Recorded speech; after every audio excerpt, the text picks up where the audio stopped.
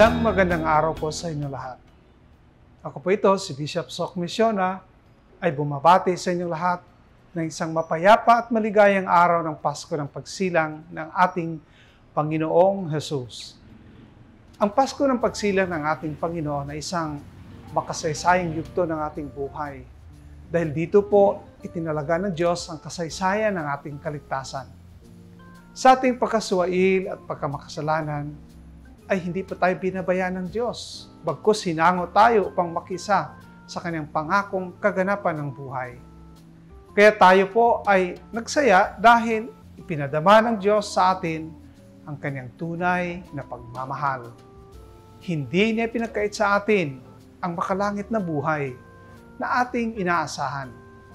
Sa ating pagdiriwang ng Pasko ay hindi po natin makalimutan na makailan pa lamang ay ipinagdiriwang po natin ang ika-400 taon ng Kristyanismo dito po sa Palawan. Nakilala po natin si Jesus dahil sa mga misyonerong nagtiyaga at nagsekripisyang dalhin siya sa atin. Ito ay isang biyayang dapat po nating laging ipagpapasalamat. Kaya ang hamon sa atin ay kung paano natin may pagpapatuloy na makilala si Jesus sa mga susunod pang mga henerasyon, lalong-lalo na po sa ating mga kabataan.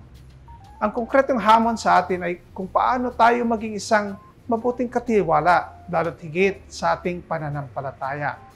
Kung paano natin ito may pamana sa iba. Katulad ni Maria, naging tagadala siya ng batang Jesus sa iba. Ito'y lubos na masilayan natin sa pagdalaw niya sa kanyang kamag-anak na si Elizabeth.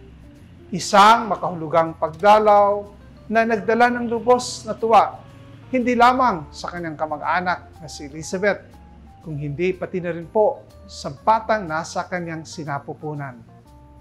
Tularan po natin si Maria. Dalhin natin, ibahagi natin si Jesus sa iba. Muli, isang maligaya at mapayapang pagdiriwang ng Pasko ng Pagsilang ng ating Panginoong Jesus.